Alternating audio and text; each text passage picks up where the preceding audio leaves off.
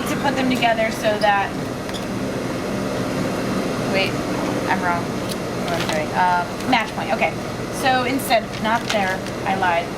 It's the seam that is the crotch seam that you just sewed. So it's actually starting at this little match point here on your pattern, and you're going to sew that 1/2 inch from there down. So just like you just did on your pants pattern. This wouldn't be part of the step for your pants. You've already done this.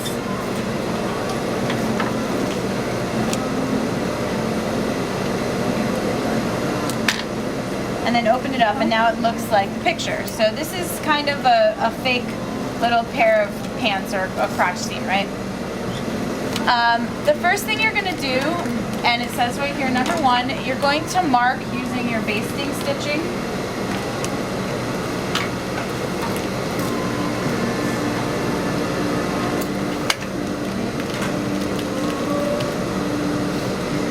Where this fly is supposed to go. And so you can use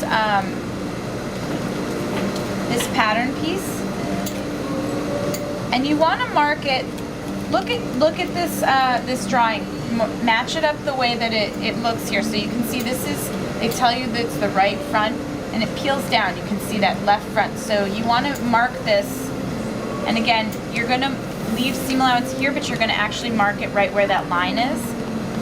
And you can draw it with a pencil if that's easier to start, but I still, you know, hand basting is also important. So starting at that match point,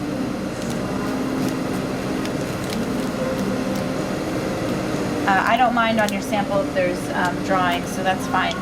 In fact, I'm going to actually skip doing the basting just to save time on this one. I'll do it on the pants one. But you can do it with a pencil. Just again, when you trace this pattern, make sure that you leave seam allowance there, but that you mark on the actual edge of the pattern piece there. All right. You're going to take one of your fly pattern pieces, and you're going to match it up with this, matching up the edges there. So ignore the seam allowance there, and you're going to sew all the way down till you get to this fold. So if you need to, you can sew from this side so you can see where that goes. And it's going to be sewn at a 1/2 inch. Just make sure you don't accidentally sew your pants down. You don't want to sew that down to the other side of the pant by crossing over that line.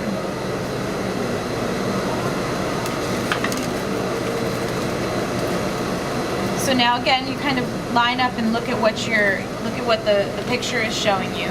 They have you trimming it away. You don't have to worry about that too much. You're going to press it toward everything away towards the fly facing. This is called the fly facing.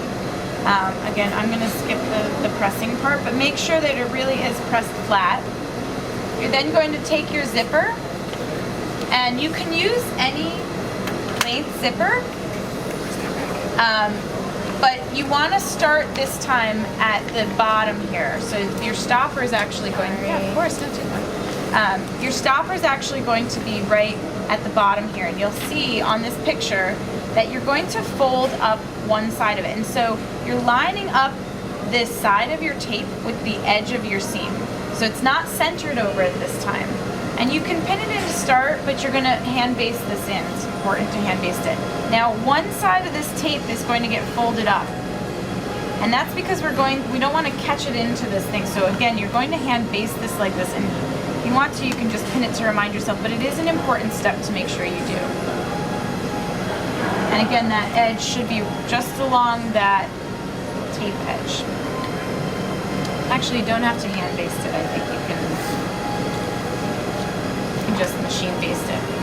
Make sure your zipper is face down because this is going to get turned inside. When this gets turned inside, you want the zipper to be accessible this way, right? So first, before it gets turned inside, we're going to baste it.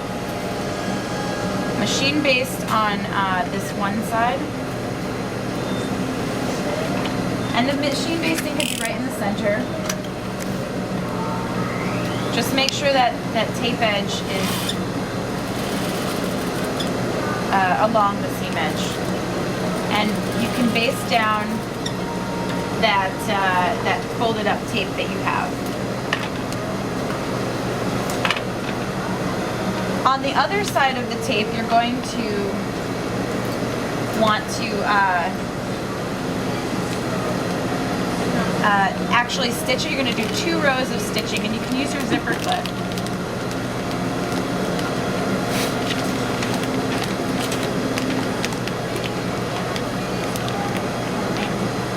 Does anybody have one of the big screwdrivers in their drawer?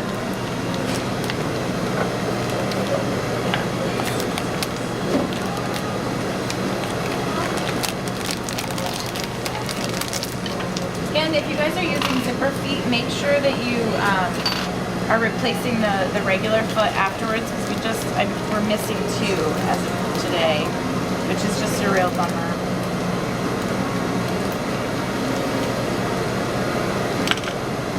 And so this one you can actually stitch all the way to the end of the tape. And we're going to do one sort of at the edge of the tape, and this is regular stitch length, not basting.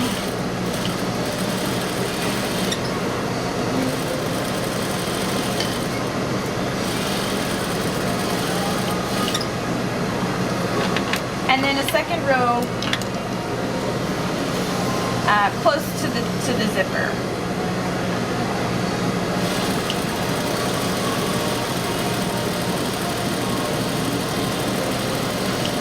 The fly gets a lot of wear and tear, and so that's why it's important to do 2 rows of stitching there, and also just holds down the tape so that you can get close to the actual zipper as well, and it's not flapping around. Okay, so now we're going to flip this inside like this along that fold, and make sure it's nice and smooth along that fold. And here you can also hand baste this. You want to have it already marked so you know where to hand baste, but when you baste it, you're basting through all the layers, so it is kind of a nice important thing to do. Not necessarily something that you want to cut corners about, because you're actually going through all of the layers of the fly facing and the actual garment itself. So it holds everything together for you. And it also serves as a guide for where you're going to top stitch. And this is the front of the pants, so you want this top stitching to be nice and even and the right shape that you want. You don't want this to be too thin or too wide. You want it to be the shape of the pattern, which is again why I had you kind of cut that piece out and use it as a stencil. Now, careful when you're coming around this curve. You don't want to catch that other piece of tape, and you'll see why in the next few steps. As you go over this part though, you do want to be careful because you're going over part of the zipper, so be careful to kind of walk it when you get down to that spot. So now we're going to go ahead and stitch here, regular top stitching.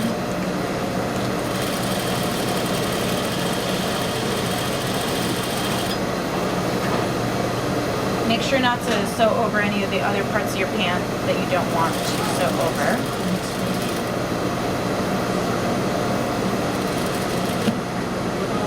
So careful again, you may end up breaking your zipper or your foot if you're not careful here. Or breaking your thread.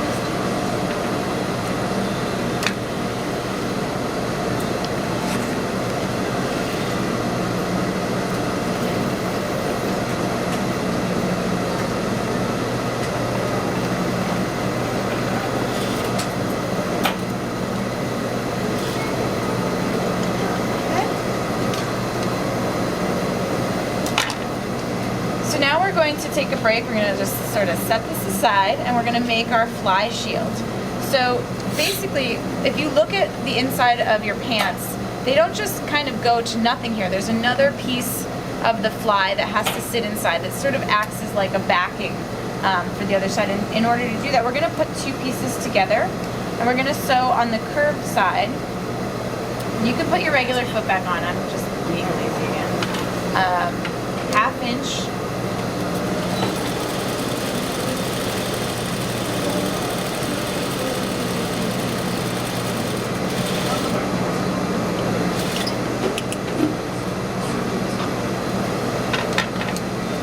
And you can trim this away, and they have it grading. You can grade it away. Remember the grading, which is one side shorter than the other. I'm just going to trim it close, quickly, to show you. And you're going to turn it and press it. And then you're going to also, to finish off this edge, you're going to trim one side away, and you can look at the picture here.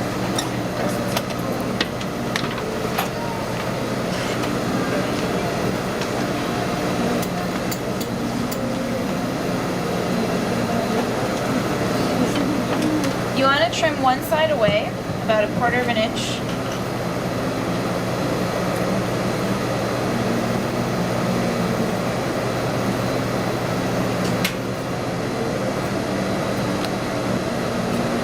And you're going to fold this over and over and then top stitch it.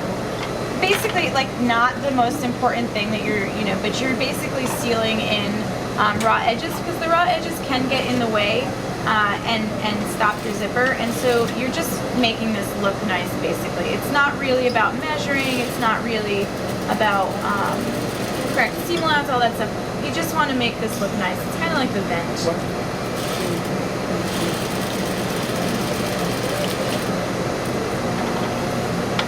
And you're not really going to see this on the outside of the garment, so it's not really, again, the biggest, most important thing to make sure you do right. All right, so that was number 7. Now we're going to take out our basting here.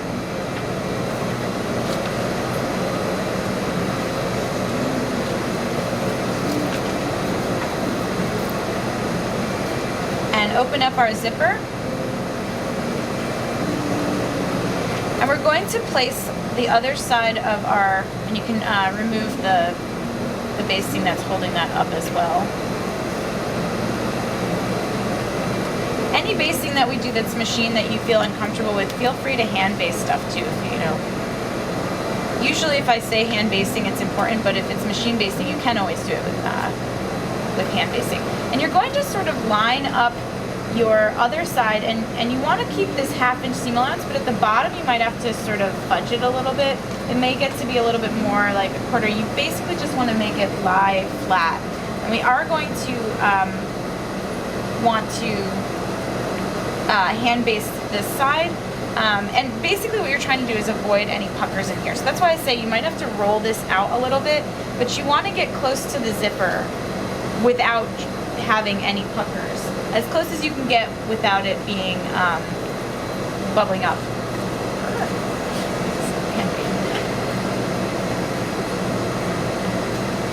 And I say pin it first, and then you can practice, make sure that it's working okay and lying flat when it's closed. And you'll see if there's going to be a pucker there, you'll notice right away. So my fly is laying pretty flat, so I'm going to go ahead and hand baste it.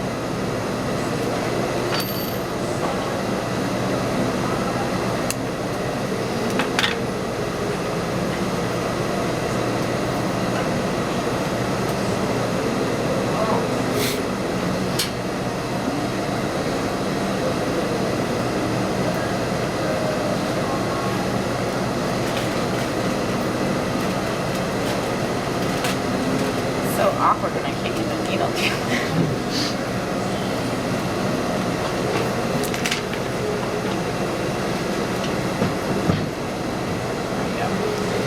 Okay. And this one again is pretty important to hand baste, just because you can, that way you can really see, close it, open it, make sure it's not puckering up. It's sort of important.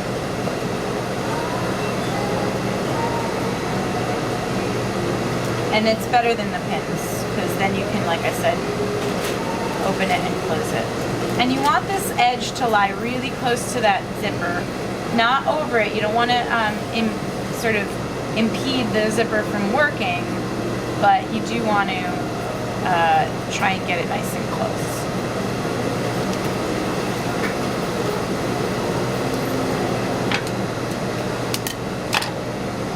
And now we're going to top stitch right along the edge, nice and close.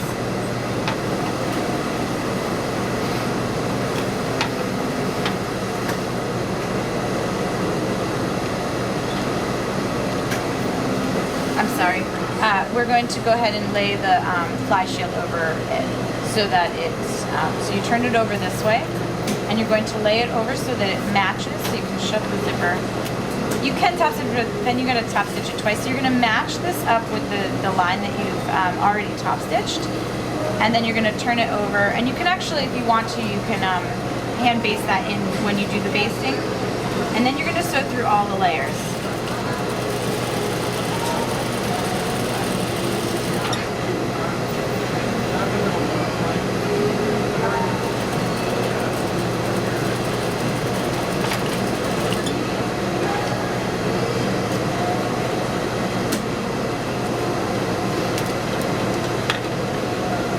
So that when you then open the zipper up, you see how there's a backing there.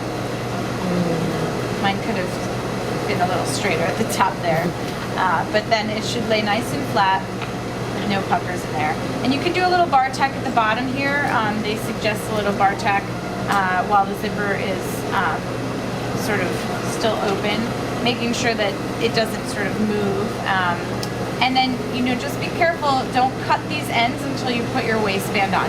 These you can cut off, but if you cut them off and then you accidentally close your zipper and it comes off, you have to replace the zipper.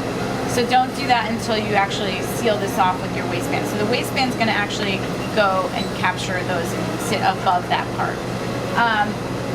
You can stop